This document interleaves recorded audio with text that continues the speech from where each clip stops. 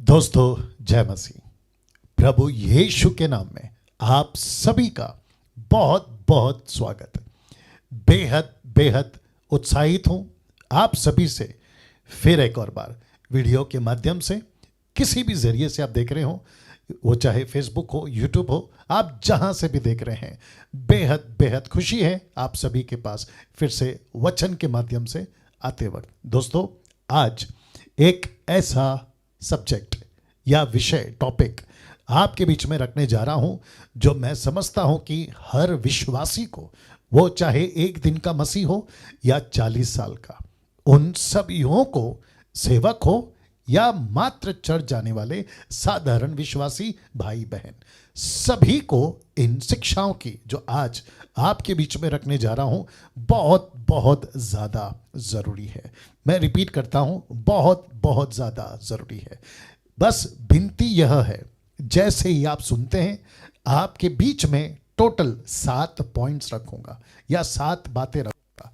अगर आपको लगता है अच्छी हैं, आपने सीखा है, आपकी उन्नति हुई है और आप जानते हैं ये ऐसा विषय है जो सभी मसीह भाई बहनों तक पहुंचना जरूरी है, बस इतना सा विनती करूंगा, खुद तक मत रखिएगा बल्कि दूसरों तक भी पहुंचाइएगा। दोस्तों, मैं जानता हूं परमेश्वर अपने वचन के द्वारा आजकल जिंदगियां बदल रहा है। एक ऐसा युग, एक ऐसी सदी में हम जी रहे हैं जहां परमेश्वर अपने वचन के माध्यम से कईयों की जिंदगी बदल रहा है। उसी कड़ी में आज आपके बीच में ये मुद्दा, ये विषय, इस टॉपिक को रखने जा रहा हूं। क्या हम सब तैयार हैं? आइए देखते हैं। अब मैं हट जाऊंगा आप सभी के बीच में, बिल्कुल स्क्रीन के ऊपर जो पीछे है वहां पे एक एक स्लाइड आपको दिखाते समझाते हुए चलूंगा और आखिर में समाप्ति के पहले फिर आऊंगा और आपके साथ में चंद बातें करके हम समाप्त करेंगे। तैयार रहिएगा, देखते हैं क्या क्या चीजें हैं। जी दोस्तों, सबसे पहले जिस विषय पे आज हम बात कर रहे हैं, जिस विषय पे आज हम बात कर रहे हैं वह है 7 मसीह सिद्धांत जो हर विश्वासी को जानना जरूरी है। जी दोस्तों, आपके ठीक स्क्रीन के ऊपर 7 मसीह सिद्धांत जो हर विश्वासी को जानना जरूरी है, जिसको मैंने इंग्लिश में लिखा है क्राइस्ट साउंड डॉक्ट्रिन। जी दोस्तों, ये साथ साथ में चलता रहेगा ना। कुछ वचन आपके बीच में रखूंगा, फिर उसके बाद में एक एक जो सिद्धांत है उसको समझाते हुए चलूंगा। वक्त का चिंता मत करिए, बहुत अच्छी चीज आपके बीच में रख रहा हूं। वीडियो थोड़ा लंबा होगा लेकिन बहुत कुछ सीखोगे। सबसे पहला एक वचन आपके बीच में, आपके स्क्रीन के ऊपर आप देख रहे हैं, वह है यूहन्ना की किताब, उसका 7 का 17, जॉन चैप्टर 7 एंड वर्स 17। लिखा है, यदि कोई उसकी इच्छा पर चलना चाहे, किसकी? परमेश्वर की इच्छा पर चलना चाहे, तो वह इस उपदेश के विषय में जान जाएगा कि वह परमेश्वर की ओर से है। क्या उपदेश, क्या डॉक्ट्रिन, क्या सिद्धांत? यीशु अपने चेलों को, शास्त्री फरीसियों को, उस वक्त की भीड़ को, और जो लेखक है यूहन्ना, ये संबोधित लोगों को बताते चला। और आज आपके बीच में मैं बता रहा हूं कि उपदेश, डॉक्ट्रिन, यीशु की शिक्षा, कहता है यीशु, कहता है परमेश्वर की उपदेश है ये। इसलिए लिखा है, यदि कोई उसकी इच्छा पर चलना चाहे तो वह इस उपदेश के विषय में जो उस वक्त यीशु दे रहे थे, याद रखिएगा, लिखा है जान जाएगा कि वह परमेश्वर की ओर से है या मैं अपनी ओर से कहता हूं। इसका मतलब है उपदेश जो सही है, डॉक्ट्रिन जो सही होती है, वो परमेश्वर की ओर से होती है। पहला वचन ये। दूसरा, मत्ती की किताब 28 का 20, बहुत ध्यान से देखिएगा। लिखा है, उन्हें सब बातें जो मैंने तुम्हें आज्ञा दी है मानना सिखाओ। और फिर आप नीचे देख सकते हैं क्या सिखाना है, साउंड डॉक्ट्रिन्स। किसकी? क्राइस्ट की। वापस कह देता हूं, यीशु ने अपने 11 चेलों को, उसके बाद 120 को, उसके बाद 3000 को, उसके बाद मुझको और आपको ये कहा है कि वे बातें, आप देख सकते हैं, उन्हें सब बातें जो मैंने तुम्हें आज्ञा दी हैं मानना सिखाओ ना। दूसरा वचन, पौलुस एक चेला जिसका नाम है तीतुस, इंग्लिश में इसको टाइटस कहते हैं, कहता है टाइटस चैप्टर 2 वर्स 1 कहता है, पर तू ऐसी बातें कहा कर, बहुत ध्यान से सुनिएगा, ऐसी बातें कहा कर जो खरे उपदेश के योग्य हैं। इसका मतलब क्या है? Christ sound doctrine. तो पौलुस ने तीतुस को कहा कि तू खरा उपदेश या खरी बातें और ऐसी बातें जो यीशु की शिक्षा, जो परमेश्वर की शिक्षा है, उन्हें सिखाया कर। दूसरा यूहन्ना 1:9, 2 जॉन चैप्टर 1 वर्स 9 लिखा है, जो कोई आगे बढ़ जाता है, बहुत ध्यान से सुनेगा, लिखा है जो कोई आगे बढ़ जाता है और मसीह की शिक्षा में बना नहीं रहता, उसके पास परमेश्वर नहीं। जो कोई उसकी शिक्षा में स्थिर रहता है, उसके पास पिता भी है और पुत्र भी। अब सोचिए आप, कितना जरूरी है कि परमेश्वर की शिक्षा, मसीह की शिक्षा, यीशु की खरी शिक्षा, जिसको अभी ठीक एक स्लाइड पहले पौलुस ने तीतुस को कहा, ऐसी बातें कर, ऐसी बातें सिखा। और याद रखिए, यहां पर तीतुस एक ऐसा चेला जो पौलुस का हिस्ट्री के मुताबिक और बाइबल के मुताबिक, मैं गलत भी हो सकता हूं, आखिरी चेला दिखता हुआ दिखाई देता है। उसके बाद कई भी होंगे, लेकिन लिखित में, पुस्तक में यह एक ऐसा चेला, दूसरे शब्दों में पहली सदी की आखिरी क्या कहते हैं, चेला या डिसाइपल, एक ऐसा व्यक्ति जिसको पौलुस कहता है खरी बातें सिखाना। ना दोस्तों, हम सभी को समझना बहुत जरूरी है कि ऐसा क्यों, क्योंकि हम सभी जानते हैं कि शिक्षा यीशु की अगर नहीं जा रही है कलीसिया में, साउंड डॉक्ट्रिन अगर नहीं जा रहा है कलीसिया में, तो प्रश्न उठता है फिर क्या जा रहा है? जी दोस्तों, शैतान की शिक्षा, जिसके ऊपर मैं पिछले संडे बात कर चुका हूं और आप लोग सब जानते भी हैं ना। मुझे आपके बीच में 7 सिद्धांत मसीह के रखने दीजिए। तो आइए देखते हैं क्या क्या हैं 7 मसीह सिद्धांत। आप यदि तैयार हैं, मैं रखने जा रहा हूं। सबसे पहला, बाइबल, ब्रैकेट में लिखा है वर्ड ऑफ गॉड। जैसे ही हम बाइबल कहते हैं, परमेश्वर का वचन कहते हैं, पवित्र शास्त्र कहते हैं, बहुत बहुत ध्यान से सुनना होगा।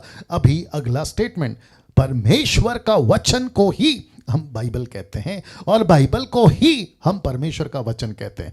इसका मतलब यह हुआ, बड़े ध्यान से देखिएगा, मत्ती 4:4, मैथ्यू 4:4 और व्यवस्था विवरण 8:3, डिट्रोनॉमी चैप्टर 8 वर्स 3। आइए देखते हैं हूबहू पैरेलल, जिसको मूसा के द्वारा परमेश्वर ने तब उनको कहा था और यीशु जी ने लूसीफर को, जब वो 40 दिन के फास्टिंग में थे, उपवास में थे, तब कहा था। देखते हैं क्या है लिखा है। उसने उत्तर दिया कि लिखा है, मत्ती 4:4 पढ़ रहा हूं, लिखा है कि उसने उत्तर दिया कि लिखा है कि मनुष्य केवल रोटी ही से नहीं। तो कहां लिखा है? व्यवस्था विवरण 8:3 मैं पढ़वाऊंगा।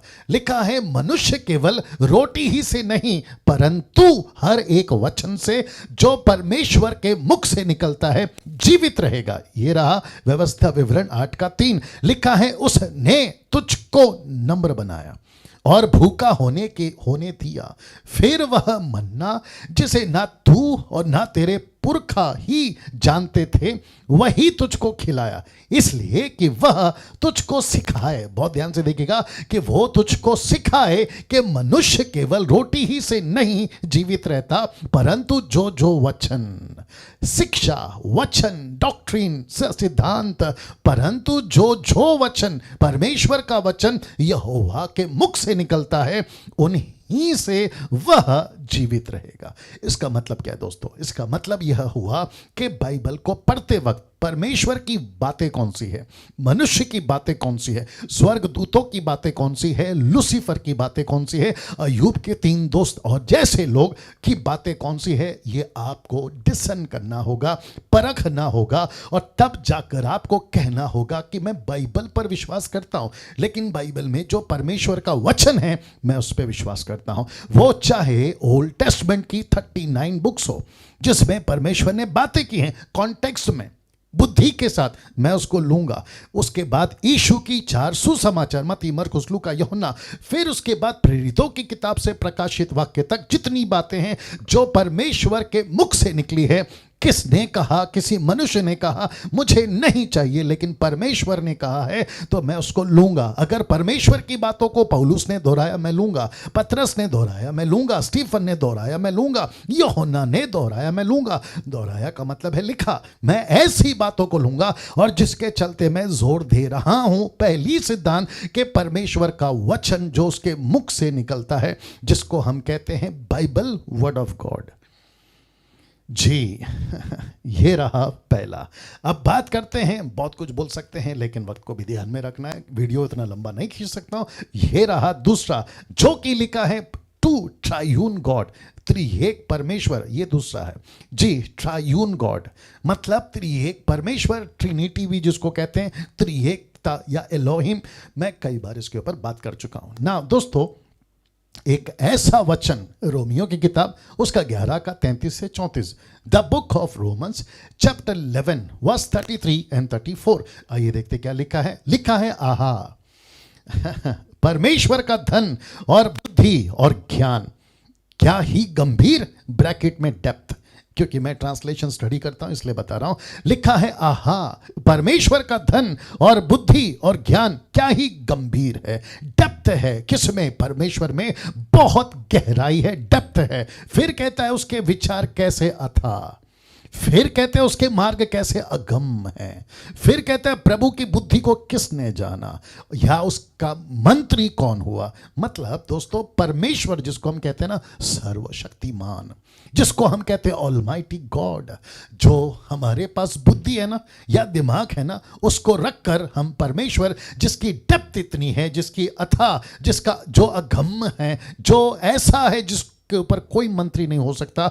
मतलब परमेश्वर को नहीं जान सकते हम, परमेश्वर को उतना ही जानते हैं जितना वो खुद को हम पर प्रकट कर चुका है। अमेजिंग बहुत अद्भुत।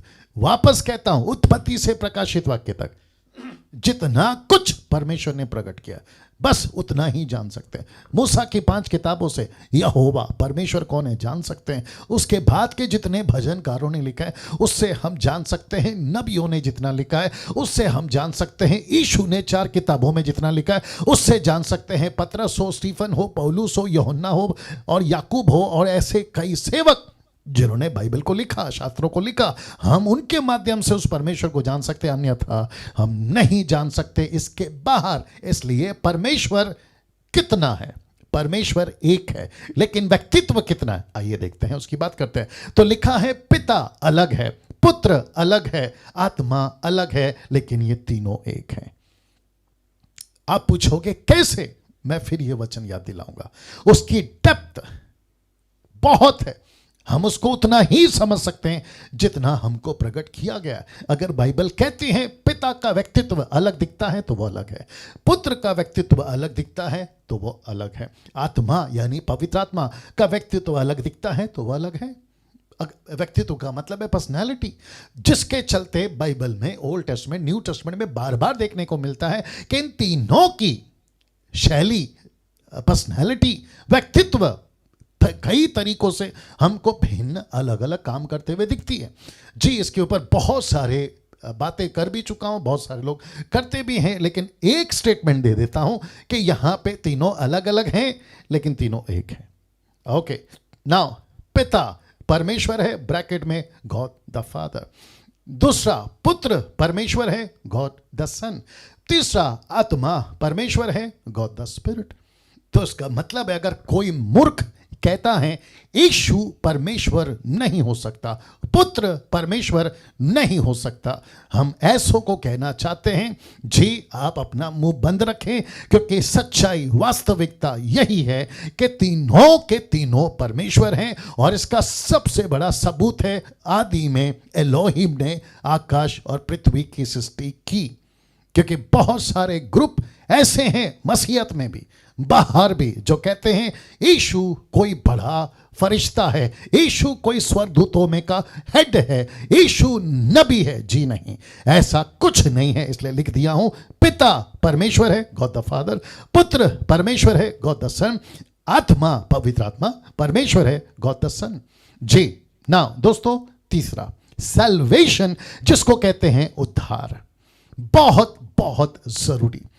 मैं समझता हूं कि पूरे मानव जाति के लिए आज की युग हो या जिस दिन से ये सुसमाचार का काम फैला है तब की बात हो, सैल्वेशन, उद्धार, मोक्ष, छुटकारा पाप से एक ऐसा कार्य यीशु ने किया और जिसके चलते पतरस ने यह स्टेटमेंट दिया। आइए देखते क्या लिखा है प्रेरितों की किताब उसका 4:12, the book of Acts chapter 4 verse 12 लिखा है, किसी दूसरे के द्वारा उद्धार नहीं है, किसी दूसरे के द्वारा उद्धार नहीं है, क्योंकि स्वर्ग के नीचे मनुष्य में और कोई दूसरा नाम नहीं दिया गया जिसके द्वारा हम उद्धार पा सकते हैं। ऐसा लिखा है क्योंकि स्वर्ग के नीचे, इसका मतलब है पृथ्वी पर दूसरा नाम नहीं दिया गया। अब आप पूछोगे डैनियल भाई ये नाम कौन है? मेरा हिंदू भाई, मुस्लिम भाई अगर देख रहा है इस वीडियो को तो ये तो जानेगा कि उद्धार, सैल्वेशन कैसे मिलता है। जी दोस्तों, रोमियो की किताब उसका 10:9,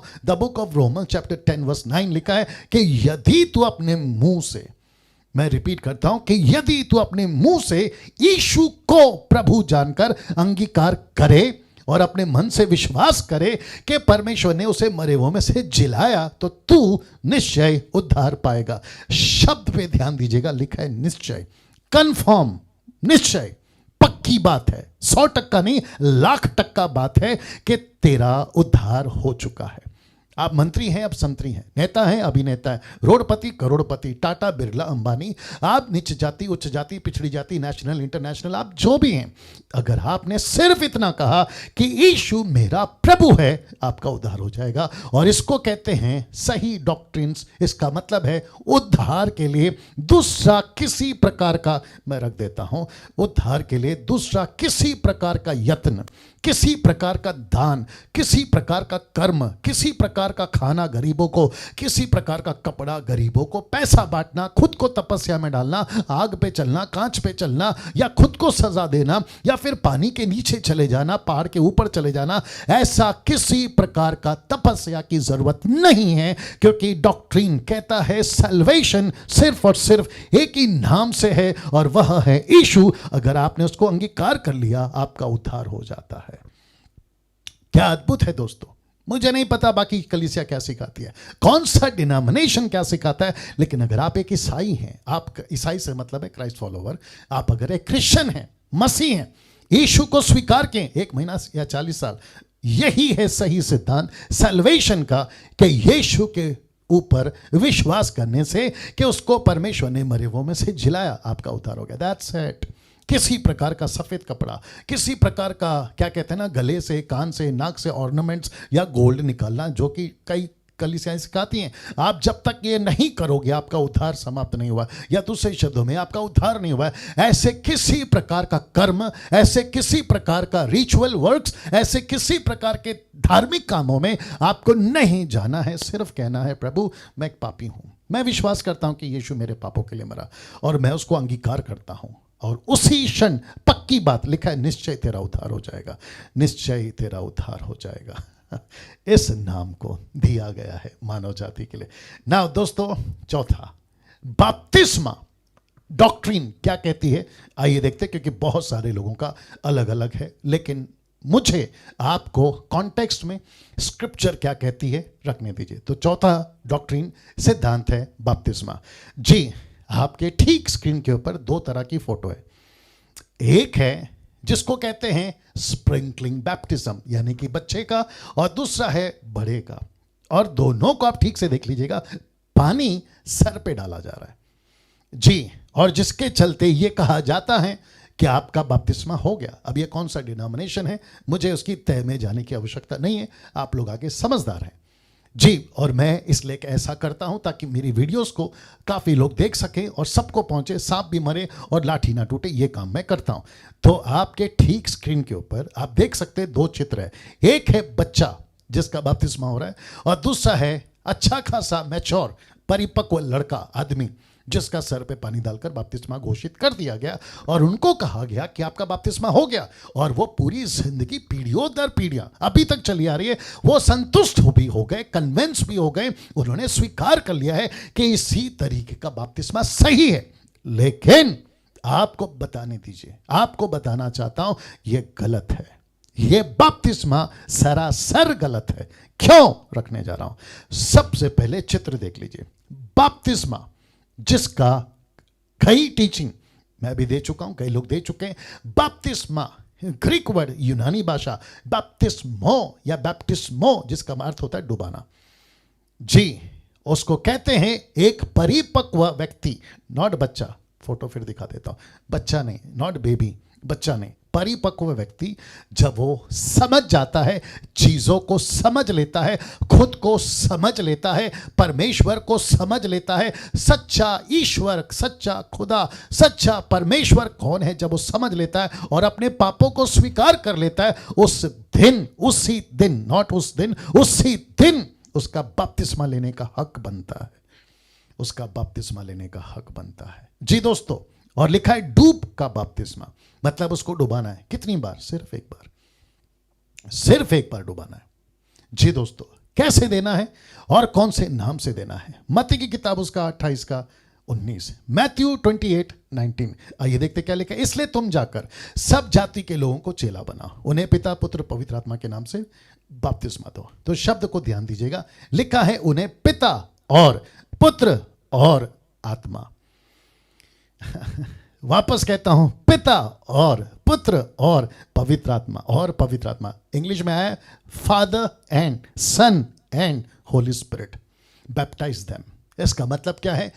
पिता, मैंने जैसे कहा ना, ट्राइयून गॉड में अलग है, पुत्र अलग है, पवित्र आत्मा अलग है, लेकिन तीनों एक है। और उसको समझने के लिए मैं बता चुका हूं, आपका ये दिमाग काम नहीं करेगा। जब हम जाएंगे ना स्वर्ग में तो सब चीजें क्लियर हो जाएगी, वो बात अलग है।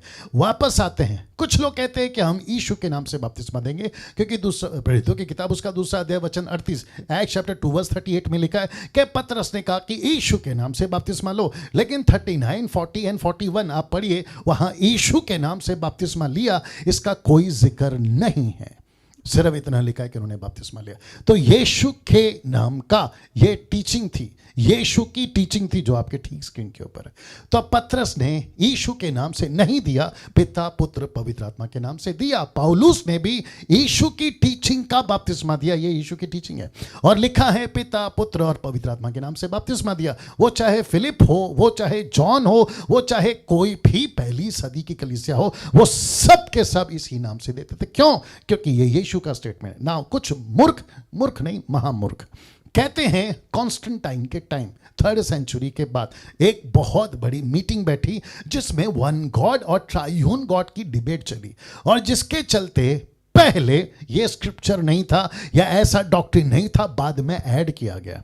अच्छा तो फिर इसको फिलहाल एक तरफ रखते हैं। फिर प्रश्न उठता है कि अगर वन गॉड है तो 39 बुक्स में हमको 3 व्यक्तित्व कैसे दिखते हैं, 3 पर्सनैलिटी कैसे दिखते हैं? और पौलुस की लेटर में तीनों क्यों दिखते हैं? पतरस के स्टेटमेंट में तीनों क्यों दिखते हैं? जी बहुत बहुत बड़ा गड़बड़ कर रहे हैं ना दोस्तों। 5वां, और ये है चर्च, आपके बीच में जल्दी जल्दी रखता चला जाऊंगा। ये रहा 5th चर्च, 5वां चर्च। बहुत बारीकी से देखेगा क्योंकि सीखने लायक इसमें बहुत कुछ है और बहुत सारा मसाला इसमें, थोड़ा सा इसमें लंबा टाइम जाएगा, लेकिन देखते रहेगा। सबसे पहला ऐसा कुछ, फिर उसके बाद ऐसा कुछ, और अब ये स्टेटमेंट, ऐसे नहीं होते चर्च, ऐसे नहीं होते चर्च। मतलब इसको चर्च नहीं कहते, इसको चर्च नहीं कहते, ये धर्म है, ये क्रिश्चियन धर्म है। इसको कहते ईसाइयों की धर्म या धर्म का एक कार्य, ये है वो, इसको नहीं कहते। इसलिए मैंने लिखा है ऐसे नहीं होते चर्च। चर्च कैसे होता है और चर्च किसको कहते हैं? अगला फोटो देख लीजिएगा, जहां लिखा है 2 या 3 इकट्ठा हो, उसको कहते हैं चर्च। मैं रिपीट करता हूं, जहां 2 या 3 इकट्ठा हो उसको कहते हैं चर्च। मत्ती की किताब उसका 16 का 18, मैथ्यू 16:18 लिखा है, और मैं भी तुझसे कहता हूं, क्या कहता हूं? कि तू पतरस है और मैं इस पत्थर पर अपनी कलीसिया बनाऊंगा। ब्रैकेट में नीचे चर्च लिखा है। तो यीशु ने किसको कहा कि तू चर्च है? You are the church. यीशु ने पतरस को कहा। मैं वापस कह देता हूं, ये नहीं है चर्च, ये नहीं है चर्च, ये नहीं है चर्च, ऐसे नहीं होता है चर्च। मैं बाइबल की बात कर रहा हूं, बाकी क्या कहते हैं मुझे उससे कोई लेने देना नहीं। वचन क्या कहता है मैं वो रख रहा हूं। लिखा है जहां 2 या 3 इकट्ठा हो मैं उनके बीच में। मैथ्यू 18:20 आप सभी जानते हैं ना। मत्ती 16 का 18 पढ़ा चुका हूं, जो कि कहता है कि तू कलीसिया, 1 कुरिन्थियों 3:16। 1 Corinthians chapter 3 verse 16 कहता है, क्या तुम नहीं जानते कि तुम परमेश्वर का मंदिर हो और परमेश्वर का आत्मा तुम में बसता है या वास करता है। वाह, पौलुस को ऐसा क्यों कहने कहा पवित्र आत्मा ने? क्या तुम नहीं जानते कि तुम मंदिर हो? इसलिए पतरस को कहता है यीशु कि तू कलीसिया है। आज मैं आपको भी कहना चाहता हूं कि आप चर्च हैं। जैसे ही लॉकडाउन हुआ 7, 8, 9 महीने के आसपास, आप कौन से चर्च गए? कहीं नहीं। आप घर पर बैठे थे, तब कौन सा चर्च था? आप खुद ही, आपकी पत्नी, आप और आपके बच्चे, या आप माता पिता भाई बहन, उनको मिलाकर ही तो कहते हैं ना कि तुम वो कलीसिया हो। इसी को तो कहते हैं जहां 2 या 3 इकट्ठा हो वहां परमेश्वर है। तो परमेश्वर ऐसे किसी प्रकार का मूर्ति, स्टैचूज, वो चाहे जीसस की हो या मैरी की हो या किसी भी संतों की हो, ऐसे किसी स्टैचू को या इस प्रकार के कपड़े, किसी प्रकार का कोई भी गाइडलाइन बाइबल के अंदर नहीं है। और जिसके चलते मैंने आपके बीच में अभी एक फोटो रखने जा रहा हूं। मैं चाहता हूं कि आप लोग पहले उसको देख लें। ये रहा वो फोटो। जी दोस्तों, लिखा है आज 90% लोगों ने बिल्डिंग को ही चर्च समझ लिया है। माय गुडनेस, वापस कह रहा हूं, 90% लोगों ने बिल्डिंग को, बिल्डिंग कैसे, ऐसे वाली जिसको कहते हैं चर्च, आप सभी जानते हैं पूरी दुनिया में चर्च का मतलब ऐसा कुछ होता है। तो 90% लोगों ने इसी को चर्च समझ लिया है। यहां बाइबल तो है लेकिन बाइबल की बातें नहीं है। जी दोस्तों, आपने बिल्कुल ठीक सुना और आपने ठीक पढ़ा और आपने ठीक देखा। लिखा है यहां बाइबल तो है लेकिन बाइबल की बातें नहीं है। ऐसे चर्च आज, ऐसी बिल्डिंगों में, आज ऐसी बिल्डिंगों में कुछ ऐसी बातें आ गई हैं जो ना कभी यीशु ने सिखाई थी, ना कभी पतरस ने सिखाई थी और ना ही कभी पौलुस ने सिखाई थी। ऐसी बातें आ गई हैं चर्चेस में, और जिसका मतलब है कि यीशु की बाइबल तो है लेकिन बाइबल की बातें नहीं है। इसलिए मैंने ये लिखा कि आज ऐसी बिल्डिंगों में माफ करें, ऐसी बिल्डिंगों में, अब ये कौन सा डिनोमिनेशन है मैं नाम नहीं लूंगा, ये कौन सा ग्रुप है मैं नहीं बताऊंगा या नाम नहीं लूंगा, आप सभी जानते हैं। ऐसे बहुत सारे हजारों डिनोमिनेशन, ऐसे हजारों की तादाद में डॉक्ट्रिन पनपते जा रहे हैं, बनते जा रहे हैं प्रतिदिन, प्रति साल। और मैं समझता हूं, इसलिए लिखा है आज ऐसी बिल्डिंगों में कुछ ऐसी बातें आ गई हैं जो ना कभी यीशु ने सिखाई थी, ना कभी पतरस ने सिखाई थी और ना कभी पौलुस ने सिखाई थी। मैं यीशु, पौलुस, पतरस को क्यों जोड़ रहा हूं? क्योंकि इनकी मिनिस्ट्री या सेविकाई हम न्यू टेस्टमेंट में बहुत ज्यादा देखते हैं। और मैंने पतरस का जिक्र किया कि तू कलीसिया है, हेड उस वक्त का बड़ा पतरस, जिसके चलते यीशु की सेविकाई का आरंभ हुआ था। नाउ दोस्तों, कौन कौन सी बातें आ गई हैं? उसमें से सबसे ज्यादा है Jewish culture in the churches.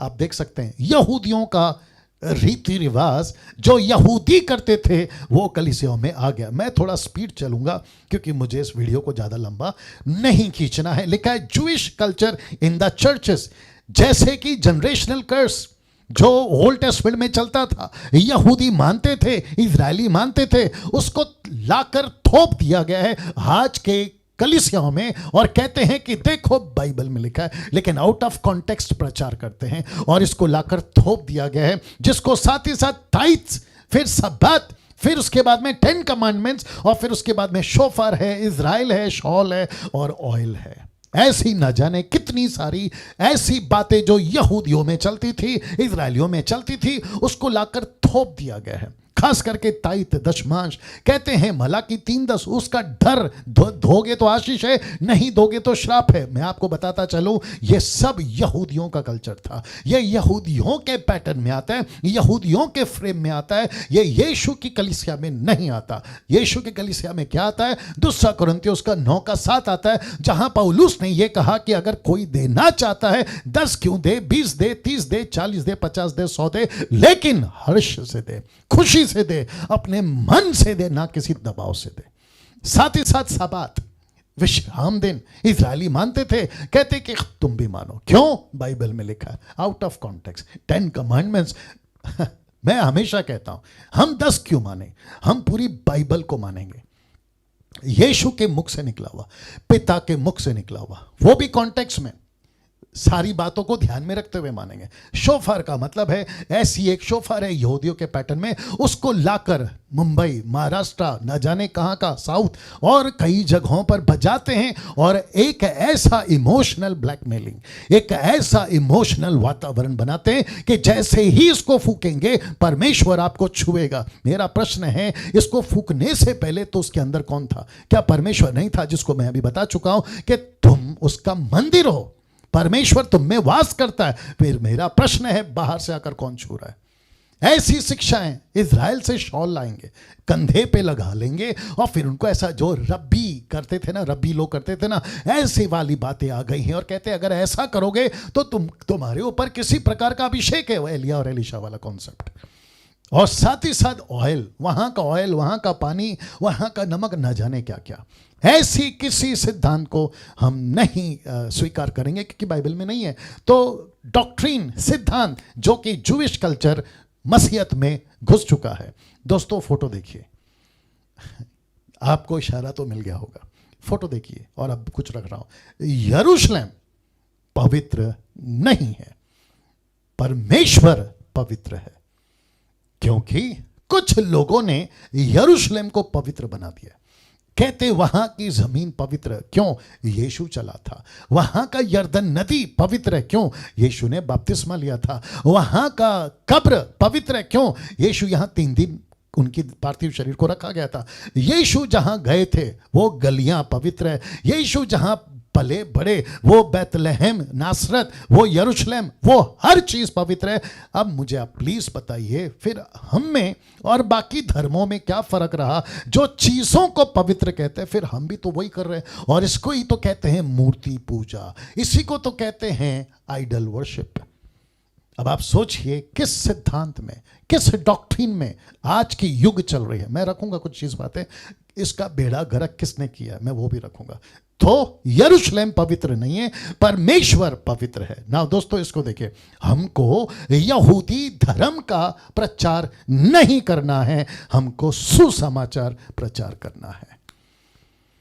Amazing, वापस रख रहा हूं, बहुत तगड़ा स्टेटमेंट है जी। मैं फिर कहता हूं, हमको यहूदी धर्म का प्रचार नहीं करना है, सुसमाचार प्रचार करना है। और सुसमाचार जब हम प्रचार करते हैं, मैं आपको बताता चलूं कि इसमें क्या क्या आएगा। मैं फिर कहता हूं, किसी डिनोमिनेशन या किसी पास्टर या किसी बाइबल टीचर जो ऐसी बातें सिखाता है, मैं बिल्कुल कड़े शब्दों में और आत्मिक गुस्से के साथ उसको ये डांट और ये फटकार लगाता हूं कि तुम सरासर गलत हो, खुद भी नरक जा रहे हो, और अपनी गलत शिक्षाओं से तुम कईयों को मसीह से दूर लेकर उनको भी नरक में डाल रहे हो। किसी प्रकार का धर्म, किसी प्रकार का यहूदी धर्म का प्रचार नहीं होना चाहिए यीशु की कलीसिया में, क्योंकि इसकी किसी भी प्रकार का वचन, गाइडलाइन पतरस, पौलुस, स्टीफन, जॉन, जीसस से नहीं मिला है।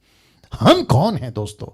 हम कौन हैं? गलतियों 3:26 मैं बताता हूं हम कौन है। एरो देख लीजिएगा, हम कौन है पता है? लिखा है, क्योंकि तुम सब, ब्रैकेट में मैंने डाला है यहूदी या अन्य जाति। तो अब बात हो रही है सबकी, यहूदी हो या अन्य जाति, जो यीशु को स्वीकार करता है, मैं उसकी बात कर रहा हूं। लिखा है, क्योंकि तुम सब उस विश्वास के द्वारा, कौन सा विश्वास? यीशु पर विश्वास के द्वारा, जो मसीह यीशु पर है, परमेश्वर की संतान हो। हाँ, अब आप समझे तो वापस ले जाता हूं। क्या हम यहूदी हैं अब? अभी जो मैंने वचन पढ़ा है, नहीं। फिर हम कौन है? संतान। क्या हम अन्य जाति हैं? ठीक है, अन्य जाति हैं, हम यहूदी नहीं है। लेकिन वचन क्या कहता है? तुम परमेश्वर की संतान हो, यही तो पढ़वा दिया। तो इसी का आगे कहता है, अब ना कोई यहूदी रहा, ना कोई यूनानी रहा, ना कोई दास रहा, ना स्वतंत्र रहा। कॉन्टेक्स्ट को देखिएगा, यीशु मसीह कहने की कोशिश कर रहे पौलुस के द्वारा, वो कह रहे हैं कि हम सब के सब परमेश्वर की संतान है। और दूसरा प्रूफ दे रहा हूं स्क्रिप्चर के माध्यम से, रोमियो किताब उसका 8:16 कहता है, आत्मा आप ही हमारी आत्मा के साथ गवाही देता है। क्या गवाही देता है? कि हम परमेश्वर की संतान हैं। ब्रैकेट में मैंने डाला है, पुरुष हो या स्त्री, हम सब के सब परमेश्वर के संतान हैं, सन्स एंड डॉटर्स, पुरुष हो या स्त्री। दोस्तों, अमेजिंग बातें आपके बीच में रख रहा हूं डॉक्ट्रिन के कॉन्सेप्ट में, सिद्धांत के कॉन्टेक्स्ट। ये है सही सिद्धांत। कुछ लोग कहते हैं मैं इजरायली हूं तो क्या हुआ, कुछ लोग कहते हैं मैं महाराष्ट्रीयन हूं तो क्या हुआ। ना इजरायली कुछ है ना महाराष्ट्रीयन कुछ है, कोई साउथ का, कोई नॉर्थ का, कोई ईस्ट का, कोई वेस्ट का, कोई अफ्रीकन, कोई चाइनीज और कोई कहां का। हम सब यीशु की संतान है, हम सब परमेश्वर के संतान है। That's it. ये है बड़ा सर्टिफिकेट, ये है हमारे आइडेंटिटी, ये है हमारी पहचान। अब इसको देखिए, हजारों डिनोमिनेशंस हैं, हजारों डॉक्ट्रिन्स हैं, लेकिन इसमें से 99% डिनोमिनेशंस और डॉक्ट्रिन्स क्राइस्ट साउंड डॉक्ट्रिन से मेल नहीं खाता। ये स्क्रीन आपके बीच में कुछ सेकंड रख रहा हूं, देख लीजिए। हजारों डिनोमिनेशन हैं, हजारों डॉक्ट्रिन्स हैं, लेकिन इनमें से 99% डिनोमिनेशन और डॉक्ट्रिन्स क्राइस्ट डॉक्ट्रिन के साथ या साउंड डॉक्ट्रिन के साथ मेल नहीं खाता। चेक कर लेना। मेरी एक छोटी सी रिक्वेस्ट है आप लोगों से, आप जिस किसी भी डिनोमिनेशन में उनकी डॉक्ट्रिन चेक करो। सबसे पहले वो कोई भी हो, उसकी डॉक्ट्रिन चेक करो पहले। क्या वो बाइबल से मैच करती है? क्या वो वचन से मैच करती है? क्या उसको यीशु ने सिखाया है? अगर किसी भी एक्टिविटीज को आप देखते हैं चर्च में, वो चाहे फास्टिंग से रिलेटेड हो, प्रार्थना से रिलेटेड हो, टीचिंग से रिलेटेड हो, XYZ, क्या यीशु की बातों से मैच करती है? अगर मैच नहीं करती है, मैं आपको खुद कहता हूं, परमेश्वर के एक बेटा होने के चलते, रिस्पॉन्सिबल व्यक्ति होने के चलते, जिसका नाम है डैनियल राज, मैं खुद कहता हूं कि जितनी जल्दी हो सके या तो सुधार करा लो या तो वहां से अलग हो जाओ, या तो वहां से अलग हो जाओ। कलीसिया में किसी भी प्रकार का यहूदीवाद, जातिवाद नहीं चलना चाहिए।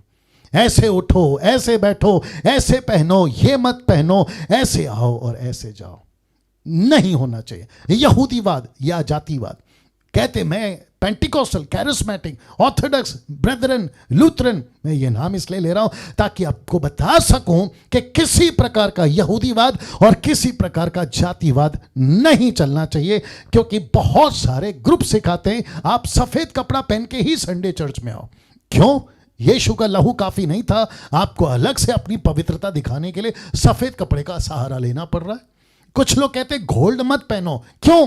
क्योंकि वो कहते हैं इससे हम पवित्र रहते हैं। तो फिर यीशु की पवित्रता कहां गई? यीशु के लहू से बड़ा आपका गोल्ड हो गया। ऐसी शिक्षाएं किसी भी प्रकार से, मैंने इसीलिए तो डाला था ना कि 99% डिनोमिनेशंस और डॉक्ट्रिन्स यीशु के साउंड डॉक्ट्रिन से मैच नहीं करती। आगे आप लोग समझदार हैं, इन बातों को ध्यान में रखिएगा ना। दोस्तों, इसको देखिए, मत्ती 28:19 और प्रकाशित वाक्य 7:9। इन दो वचनों के अनुसार सब तरह के लोग प्रभु को चाहिए। आपके बीच में रखने जा रहा हूं, इसलिए तुम जाकर सब जातियों के लोगों को, आप देख सकते हैं मैंने हाईलाइट किया है ब्लू से, लिखा है सब जातियों के लोगों को चेला बनाओ।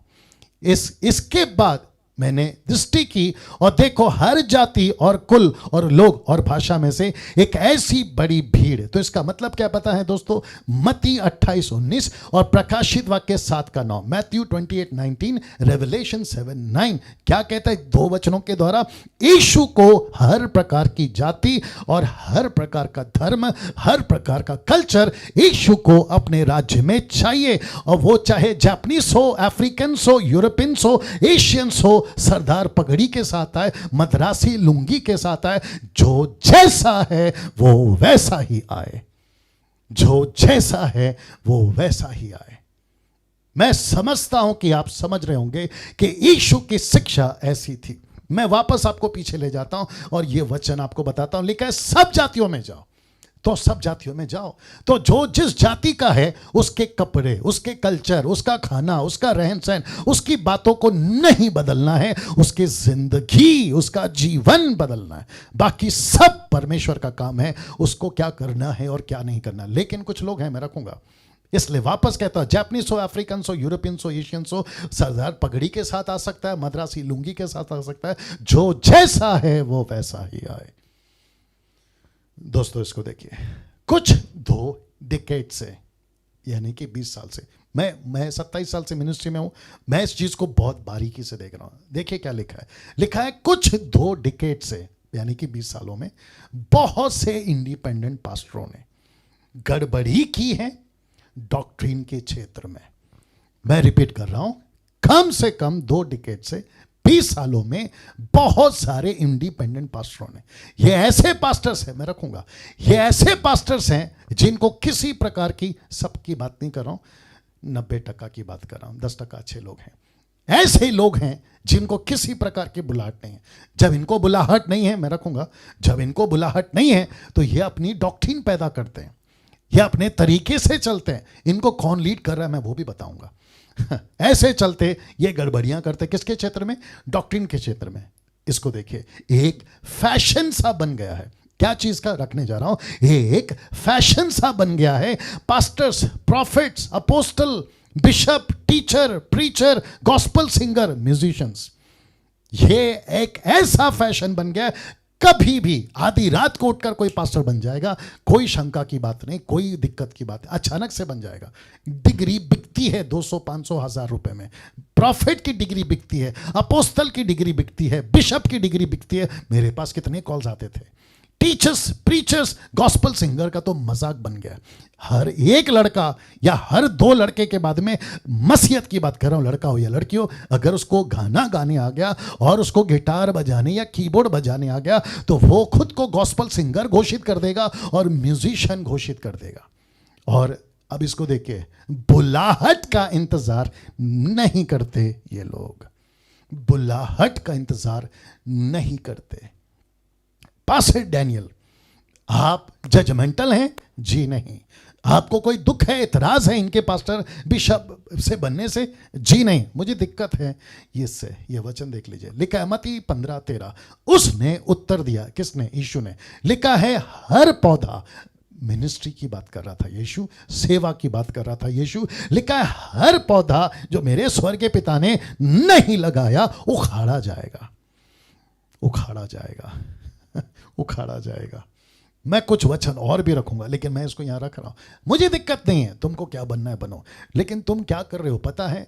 तुम एक, सबसे पहली बात तो तुमने जगह ऑक्यूपाई कर दी, मतलब किसी और की जगह थी तुमने ले ली। और मसीह समाज में, मसीह मार्केट में, मसीह समाज में कुछ ऐसे लोग घूम रहे हैं जिस पौधे को, जिस पेड़ को परमेश्वर ने लगाया ही नहीं। अब आप सोचिए, अगर वो पेड़ परमेश्वर का नहीं है, पौधा परमेश्वर का नहीं है, तो उसमें उगने वाला फल, फ्रूट्स, वो किसका है और वो किस प्रकार की टीचिंग दे रहा है? और आपको सभी को पता है, ऐसे प्रचार निकलते इनके मुंह से, ऐसे गाने निकलते इनके मुंह से, ऐसी म्यूजिक बजती इनके हाथों से जो मसीहत में सूट नहीं करती, मसीहत को मैच नहीं करती, किसी भी तरीके से भक्ति गंभीरता नहीं दिखती। इसके चलते बात कर रहा हूं। अब इसको देखिए, 5-fold मिनिस्ट्री। ये कौन सा डॉक्ट्रिन है? चर्च का 5-fold मिनिस्ट्री। मिनिस्ट्री परमेश्वर खुद नियुक्त करेगा, हम अपनी मनमानी ना करें। मैं इनको कह रहा हूं, मैं इनको कह रहा हूं, इन सबको कह रहा हूं, ये 5-fold मिनिस्ट्री में आते हैं। मैं इन सबको कह रहा हूं 5-fold मिनिस्ट्री। आप खुद को कहते हैं ना मैं 5-fold मिनिस्ट्री में हूं, ठीक है ना, बात करते हैं ना। लिखा है 5-fold मिनिस्ट्री परमेश्वर खुद नियुक्त करेगा, हम अपनी मनमानी नहीं करेंगे। एक रात में पास्टर, बिशप, एवेंजलिस्ट, प्रॉफिट, न जाने क्या क्या आप नहीं बन सकते। कैसे? 1 कुरिन्थियों 12:28, 1 कुरिन्थियन 12:28 लिखा है परमेश्वर ने कलीसिया में, इंग्लिश में लिखा है इन द चर्च, लिखा है परमेश्वर ने कलीसिया में अलग अलग व्यक्ति नियुक्त किए।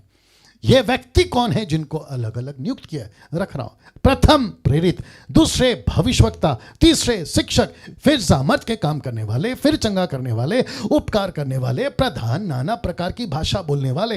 नाना प्रकार की भाषा मतलब लैंग्वेज, नॉट जिब्रिश। जी, उसको क्लियर करेंगे बाद में।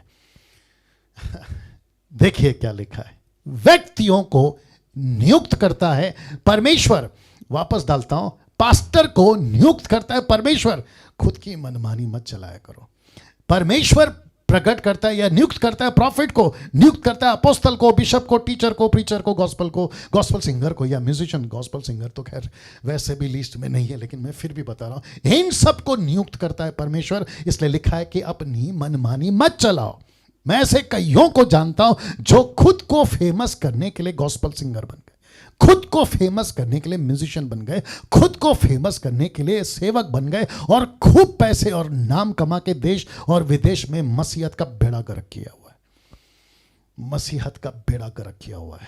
पास्टर डैनियल, आप इतना खुलकर बात कैसे कर लेते हैं? मैं तो कम से कम बातें कर रहा हूं, तुम लोगों तो हरकतें करते हो। इसके चलते मैंने यह वचन डाला है। नाउ प्रश्न उठता है 1 कुरिन्थियों का 12 का 29 से 31 में, क्या सब प्रेरित हैं? आप देख सकते हैं ब्रैकेट में, नो। क्या सब भविष्यवक्ता हैं? Answer is no. क्या सब उपदेशक हैं? नो। क्या सब सामर्थ के काम करने वाले हैं? नो। क्या सबको चंगा करने का वरदान मिला है? नो। क्या सब नाना प्रकार की भाषा बोलते हैं? नो। क्या सब अनुवाद करते हैं? No no no. इसका मतलब क्या है? वचन कहता है नहीं नहीं नहीं, सब प्रेरित नहीं बन सकते। मेरा प्रश्न है, फिर ये एक रात में ये सारे के सारे आ कहां से जाते हैं? एक फैशन सा चला हुआ है चर्च में, हर 3 व्यक्ति में से एक व्यक्ति पास्टर दिखेगा, या अचानक से कोई प्रॉफिट बन जाएगा, अचानक से कोई अपोस्तल बन जाएगा या बिशप बन जाएगा। उनके कपड़े चेंज, उनकी बातें चेंज, उनका व्यवहार चेंज, उनका एटीट्यूड चेंज। हद होती है। और गॉस्पल सिंगर का तो तमाशा है साहब, एक गाना हिट नहीं होता कि इनको तो घमंड चढ़ जाता है। और ये ऐसा बिहेव करते हैं, बिजनेस क्लास का टिकट मांगते हैं, ऊपर से 5 स्टार होटल का क्या कहते हैं सर्विस मांगते हैं। और इनकी जो डिमांडें हैं ना, कुछ लोगों को तो मैं जानता ही हूं, इनकी डिमांडें हैं 50,000, 1 लाख। हद हो गई यार। नरक में कीड़े खाएंगे तब पता चलेगा ना। दोस्तों, वक्त को ध्यान में रखते हुए बात करूंगा। 6वां, होली स्पिरिट मिनिस्ट्री। मैं जानता हूं, मैंने पहले शुरू में कहा वक्त लगेगा। 6th doctrine, Holi spirit ministry, बहुत पावरफुल है। ऐसा लिखा है, स्टार का मतलब है जहां जहां स्टार है मुद्दे चेंज होंगे।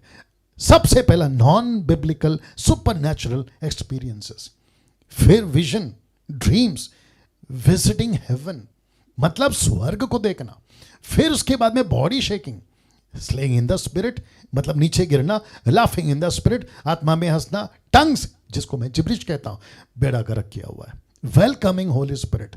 ऐसे किसी भी डॉक्ट्रिन को जो चर्च में घुसा दिया गया है, मसीह वचन, मसीहत डैनियल राज स्वीकार नहीं कर पाएगा, नहीं करेगा। और मेरी रिस्पॉन्सिबिलिटी है कि कम से कम मैं जब तक जिंदा हूं इस पीढ़ी को बचा सकूं सही शिक्षा के माध्यम से। क्या कभी सोचा आपने?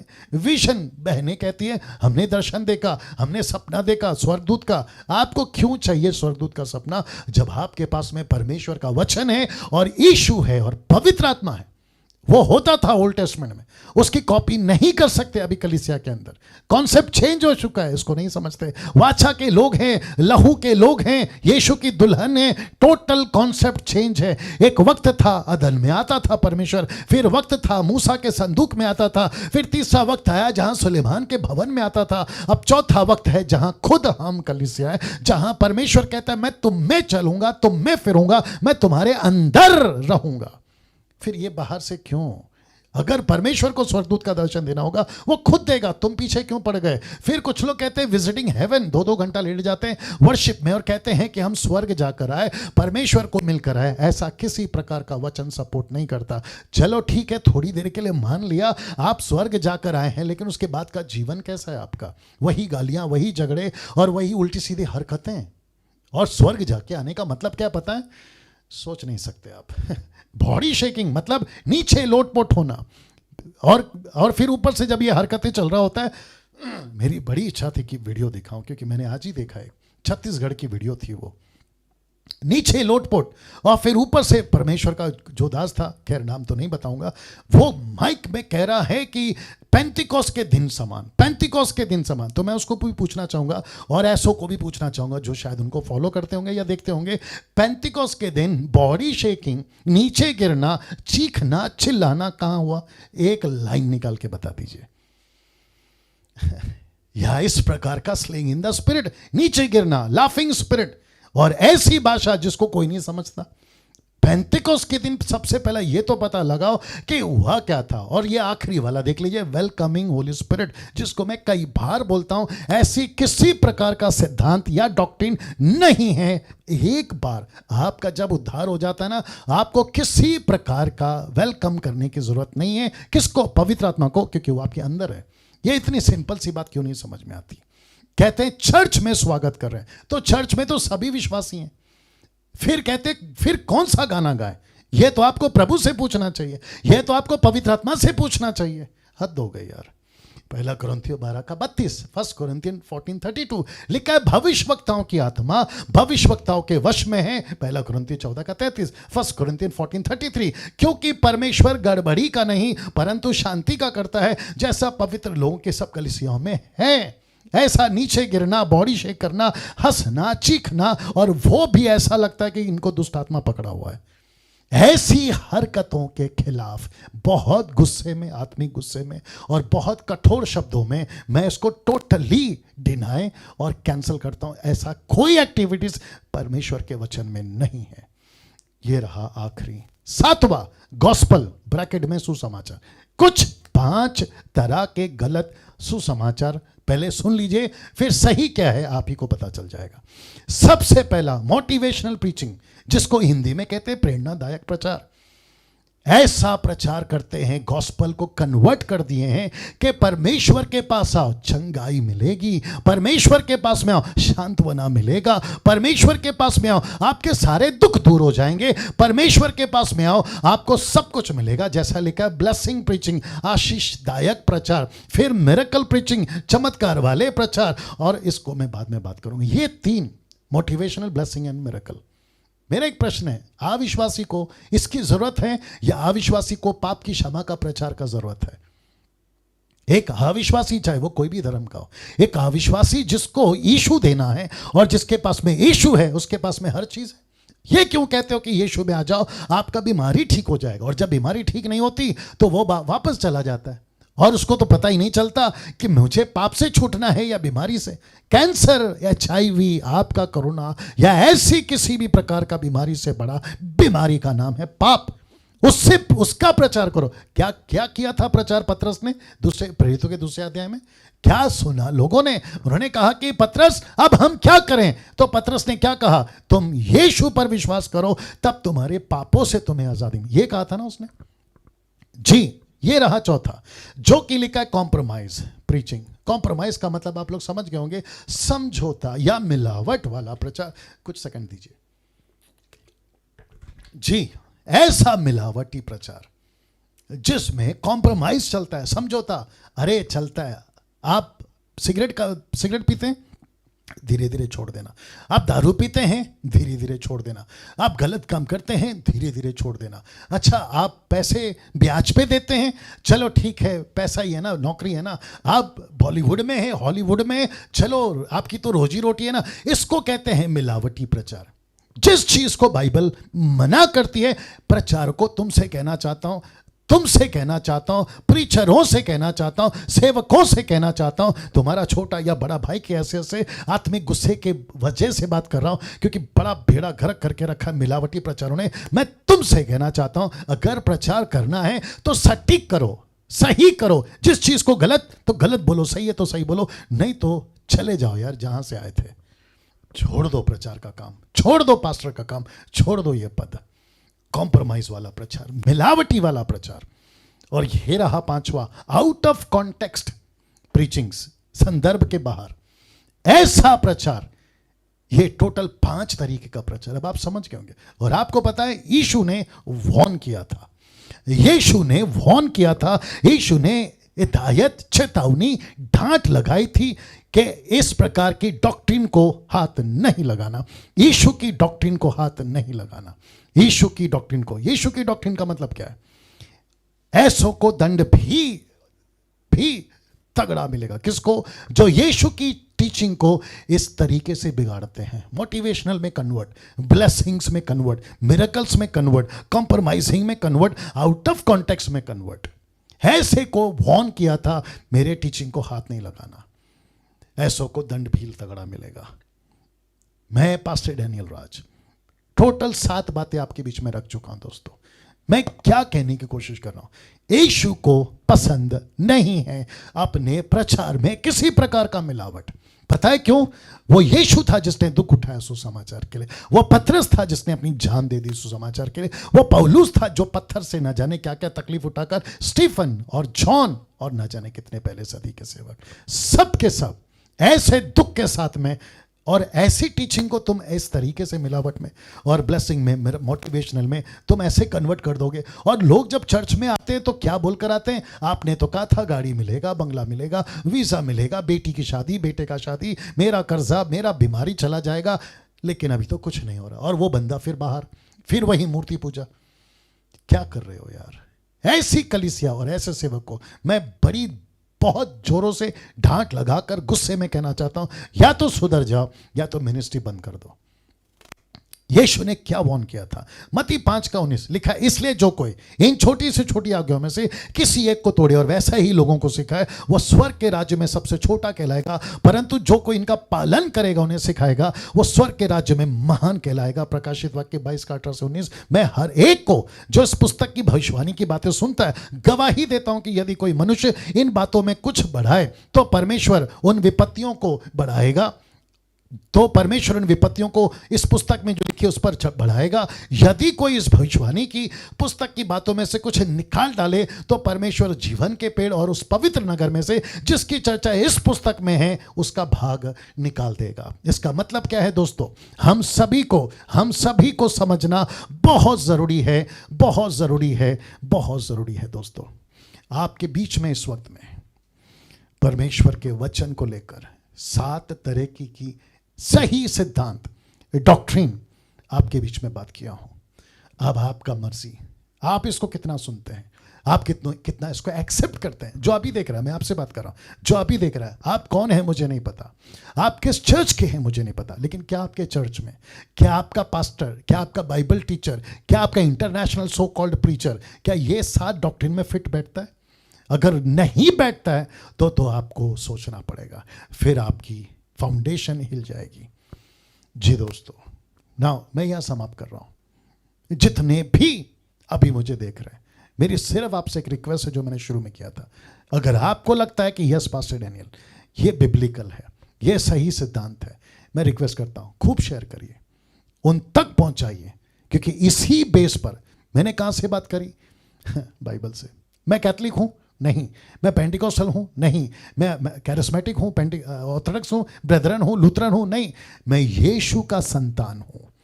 वाह मैं यीशु का संतान, उस वसीले से बात कर रहा हूं। और एक ही है यीशु यूनिवर्सल चर्च। ये टुकड़े तो यहां हुए और मुझे नहीं पता क्यों हुए, नहीं होना चाहिए था। अब आपके पास मैसेज पहुंच गया, आपकी मर्जी, आप इसके साथ क्या करते हो। प्रभु आपको आशीष दे। फिर अगली वीडियो के साथ में फिर कभी मुलाकात होगी। अपना ख्याल रखिएगा। जय मसीह।